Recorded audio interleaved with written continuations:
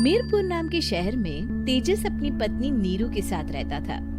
पति पत्नी दोनों ही नौकरी करते थे। एक दिन तेजस गांव अपनी माँ के पास फोन करता है।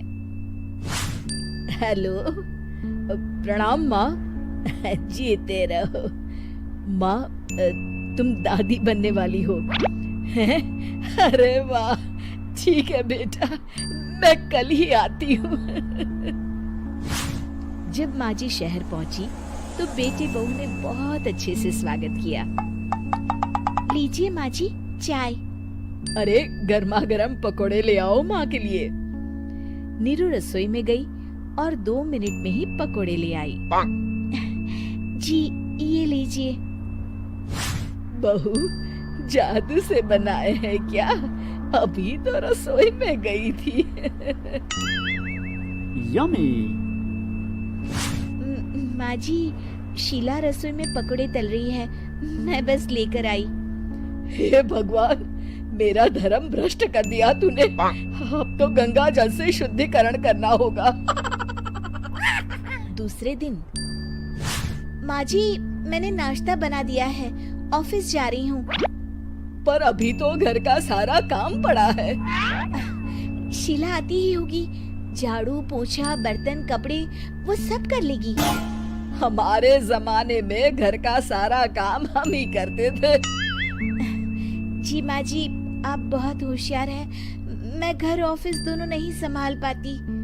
तो जरूरत क्या है घर से बाहर जाकर चाकरी करने की? वैसे भी घर का काम खुद करने से घर में बरकत आती है, समझी? पर माँ जी।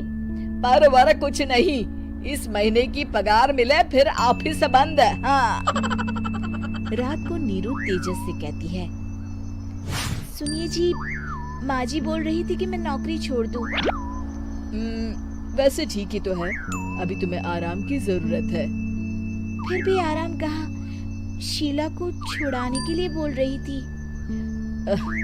तो अब 24 घंटे में इतना काम तो कर ही सकती हो। पर जॉब पसंद है मुझे, घर पर मन नहीं लगेगा।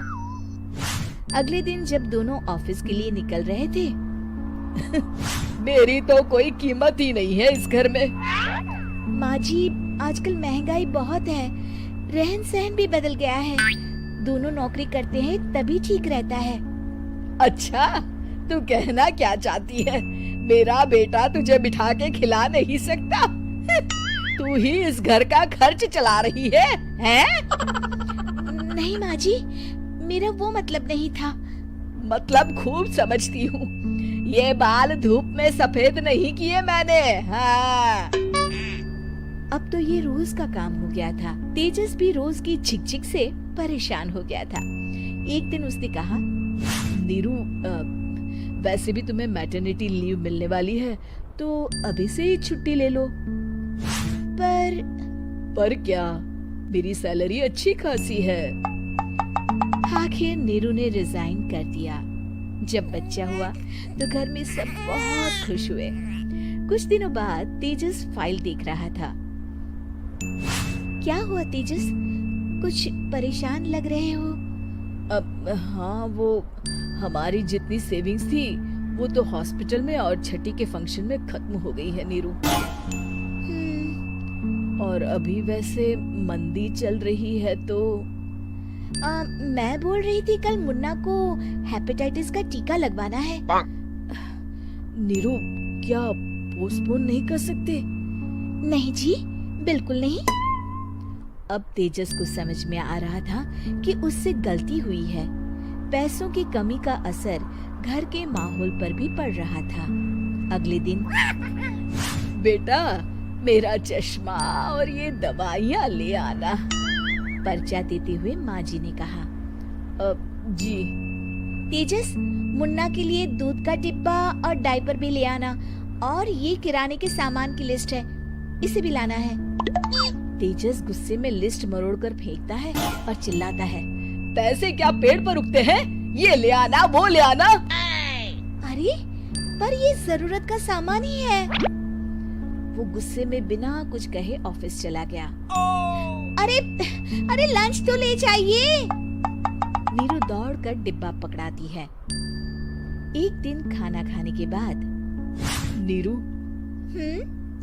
अब तो मुन्ना कुछ बड़ा हो गया, तो अब तुम वापस ज्वाइन कर लो ना जॉब। पर इस रिसेशन में जॉब मिलना बहुत मुश्किल है। ट्राई तो करो। फिर मुन्ना? माँ जी है ना, और एक फुल टाइम मेड भी लगा लेंगे। पर माँ जी, उन्हें तो पसंद नहीं।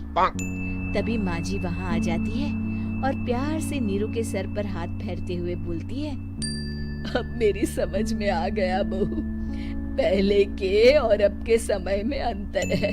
तुम काम शुरू करो, मुन्ना की जिम्मेदारी मेरी।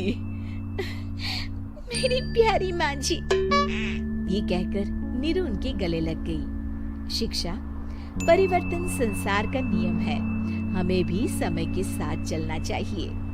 उम्मीद है कि आपको हमारी ये कहानी पसंद आई होगी। कृपया हमारे चैनल को सब्सक्राइब करें और सभी अपडेट्स के लिए बेल आइकन जरूर क्लिक करें। और हाँ, वीडियो लाइक और शेयर करना मत भूलिएगा। Bye bye.